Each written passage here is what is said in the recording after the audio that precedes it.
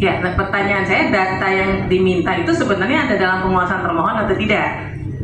Eh, Sejauh ini yang bisa kami sampaikan adalah Saya tidak tanya yang bisa disampaikan. Saya tanya data itu dalam penguasaan termohon atau tidak. Saya kan tidak tanya yang bisa disampaikan. Gimana sih? Ini nangkap pertanyaan tuh gimana ya? Saya tanya data yang diminta itu, informasi yang dimohonkan itu dalam penguasaan termohon atau tidak? Ini statement ini direkam loh ya. Itu dimintanya sampai ke tingkat desa, sampai ke itu dalam penguasaan termohon atau tidak? Mau terlepas nanti dikasih atau enggak? Belum ke situ, dikuasai termohon atau tidak? izin dalam keadaan yang ditanyakan pimpinan, data memang dikuasai oleh KPU. Ya udah, keting sampai di situ. Berarti dalam penguasaan KPU.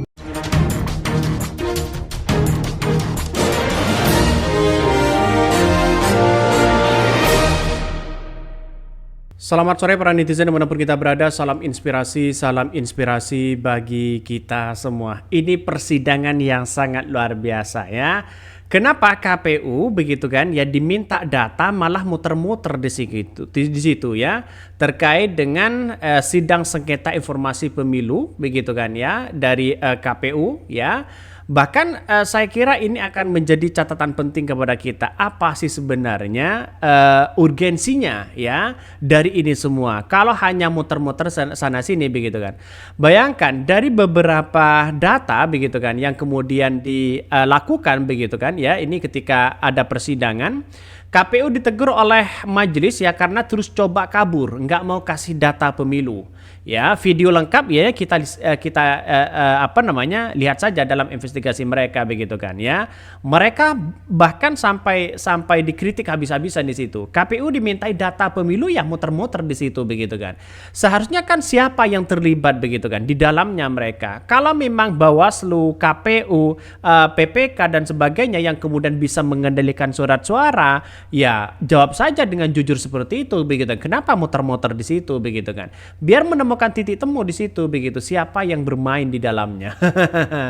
Dengan cuplikan video seperti ini sudah menandakan bahwa apa yang kemudian mereka lakukan ya, dugaan-dugaan yang kemudian muncul banyak sekali pro dan kontra di situ begitu kan.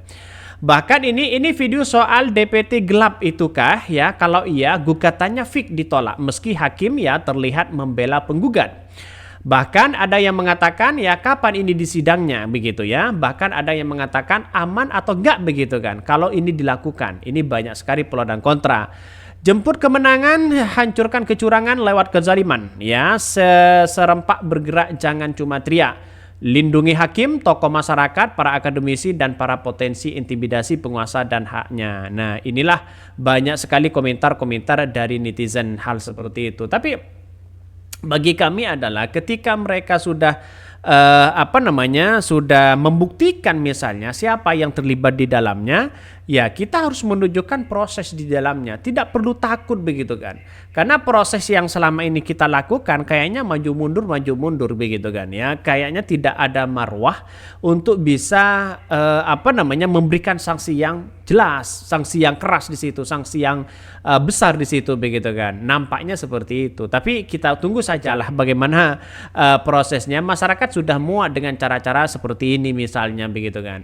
Jadi artinya apa? Kalau memang KPU ditanya dengan berbagai hal ya silahkan begitu kan. Tidak perlu adanya nuansa-nuansa yang kemudian bersifat politis dan sebagainya begitu. Atau alibi apapun begitu kan.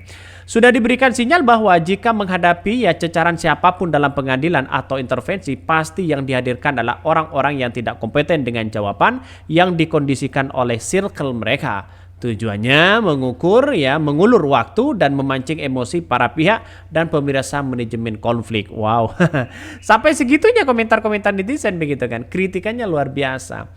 Emang butuh orang-orang tegas di negeri ini, tapi sayang rakyat nggak suka seperti ini karena memilih pemimpin aja lebih suka yang pembohong ya atau melakukan kecurangan yang ada. Maka kita kawal pemilu ini, siapapun yang menang kita harus hargai begitu kan.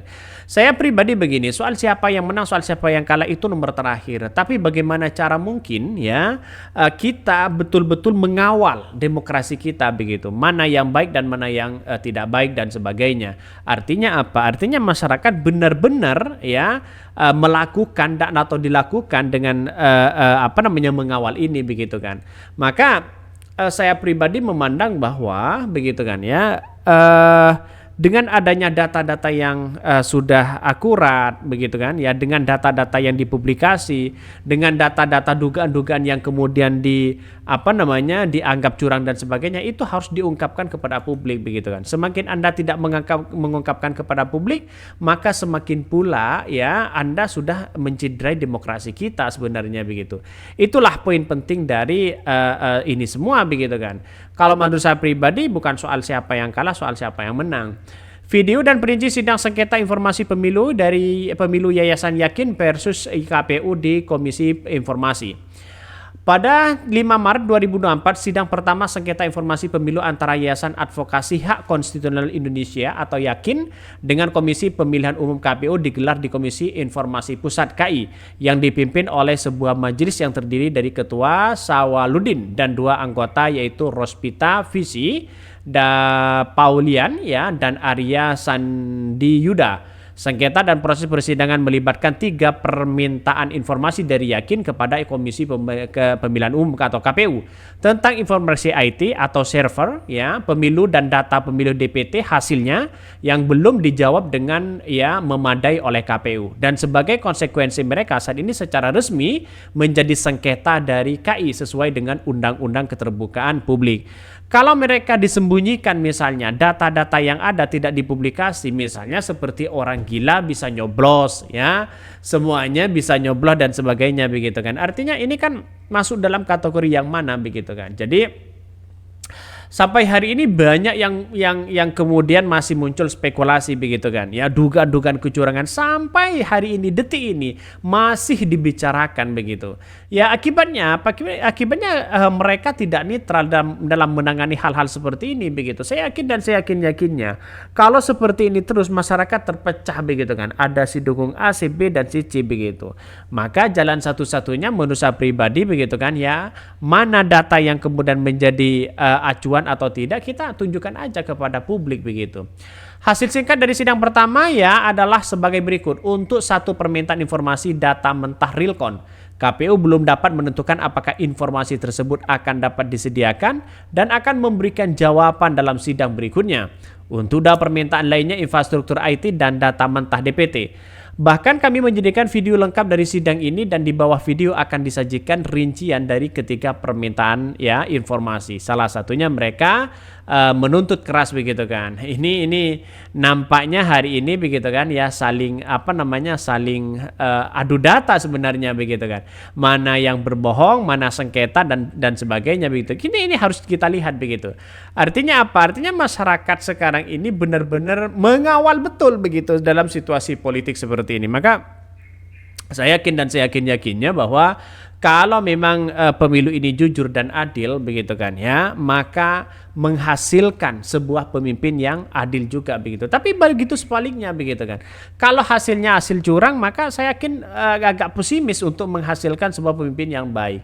Tapi nantinya kita lihat saja ke depan siapa yang memimpin bangsa kita begitu kan. Nampaknya bagi masyarakat adalah siapapun yang terpilih menjadi presiden bangsa kita ya itu aja, katanya begitu. Tapi kan lihat saja kapasitas mereka, apakah mereka tersandera para oligarki atau tidak begitu kan. Kalau mereka berjalan sesuai dengan standar mereka, sesuai dengan keinginan rakyat di Indonesia, insya Allah ada kemajuan begitu kan. Oke, yang mungkin itu yang kami sampaikan ya. Tonton terus channel Hodari Podcast Rakyat ini karena ada berita-berita menarik dan viral setiap harinya. Salam para netizen, salam inspirasi bagi kita semua. Jangan lupa di subscribe di YouTube Hodari Podcast Rakyat ini.